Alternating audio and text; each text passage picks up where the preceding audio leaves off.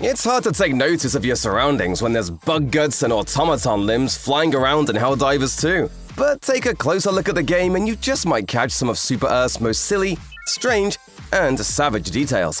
For Helldivers, Eagle One is a near-constant presence. And not only that, but their voice is perhaps the most distinctive in the game. Calling in an eagle. Unleashing democracy. Helldivers 2 players have come to know and love Eagle One as much as their squad mates on the ground. However, what very few players have discovered for themselves is the fact that Eagle One is actually not just an empty texture in the sky. It has a hitbox.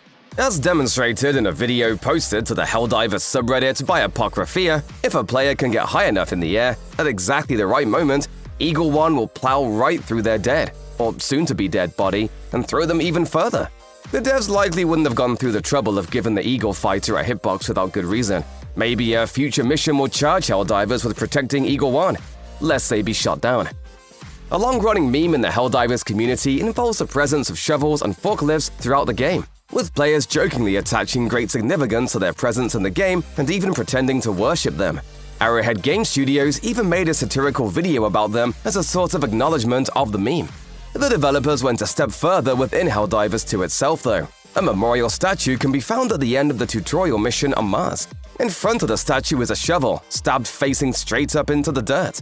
Elsewhere, you can find evidence that a gravedigger on one of the game's planets appears to have beaten an automaton to death with nothing but a shovel, then sadly succumbed to his wounds. If that isn't 100% undiluted democratic badassery, then we don't know what is. The stats for Helldivers 2 weapons, as seen on the armory screen, are not very detailed and are often just contextless numbers. The only way to truly find out how good a weapon can be is to try it yourself, or at least ask some veteran players. As it turns out, this is by design, as most weapon stats are hidden from the player. Balance patches are coming, but as Johan Pilestud, the CEO of Arrowhead Game Studios, explained on X, formerly Twitter, quote, "The 4 weapon stats were shown in-game and are among 50 other hidden stats. This is done in an attempt to encourage players to try different weapons and just use the ones they enjoy the most. It seems as though the developers do not want to encourage a particular meta, as we've seen in a lot of multiplayer and competitive games.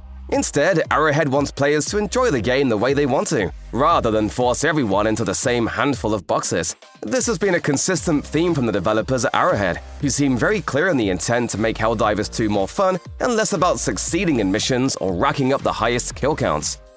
Normally, the introduction of a new enemy type into a game is a cause for fanfare, especially if those enemies are large and unique and meant to be difficult to deal with.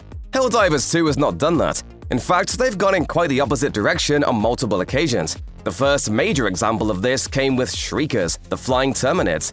A few weeks after the game's launch, players started reporting sightings of strange flying bugs they had never seen before, and some even posted videos and screenshots. Speculation raged for days about what the bugs were, and if they were even real, or if perhaps the screenshots were doctored. Both in-game and out-of-game posts by the developers claimed the bugs were not real, and in fact, dissident propaganda. Shortly after this, however, the flying bugs were confirmed. After this, clearing their nests was made into a mission sub-objective that players could complete during their main missions on the Terminid front. A similar process played out with the Factory Striders on the Automaton front. These massive bot-producing enemies suddenly appeared without warning, and it took days before their presence was officially confirmed by Arrowhead. A new mission type was introduced that involved destroying these Striders. In both cases, these major enemies were initially treated like a small detail in a vast game, rather than the big reveal they actually were. Helldivers 2 doesn't take long before it launches a barrage of Easter eggs at players. In fact, many can be found in the game's tutorial. After going through an extremely complicated series of steps, which requires prospective Helldivers to spam dive to move up hills, cooldown stratagems to destroy fences, and glitch through invisible barriers, players can find something kind of concerning. In this off-the-beaten-path corner of the map, which we're clearly not supposed to see, players can find crates full of terminids. The obvious explanation is that these captive specimens are being kept to be used as cannon fodder in the brief tutorial, which every Helldiver must complete at the start of the game. There is, however, a more sinister reason. A commonly held theory among Helldivers 2 players is that the bugs are not an invading force, but something released by Super Earth as a means of conquering new planets. This will then give High Command an excuse to expand and colonize further and further into the galaxy, all supposedly in the name of wiping out the Terminids. Perhaps that is where these bugs are headed, and not to the tutorial area. They're lying to you! Don't believe a word of it! The crates full of bugs aren't the final Easter egg to be found on Mars. The tutorial area seems extremely simple to experienced players, something that should be nearly impossible to fail. This is, in fact, a clever bit of world building on the part of the developers. It shows how Helldivers are really just expendable cannon fodder, given the bare minimum of training needed to become bodies to be thrown at the front of Super Earth's wars. However, somehow, someway, some people still manage to fail their basic Helldiver training. Just off the side of the map, a dead Helldiver can be found half buried in the Martian sand. Next to them is a flamethrower, and the corpse itself appears to have been badly burned. It's pretty easy to put two and two together and figure out what happened. This recruit managed to burn himself to death using the flamethrower, meaning these just might have been their last words. Man, I can't believe we're actually gonna become Helldivers. In the world of Helldivers, the bar for treason is extremely low. It's not just about protesting or fighting against Super Earth directly, nor is it about working with dissident elements. Anything from failing to stand for the national anthem to even thinking seditious thoughts can be considered treason in that world. Perhaps the most ridiculous example is that bad reviews of Super Earth products are considered particularly treasonous.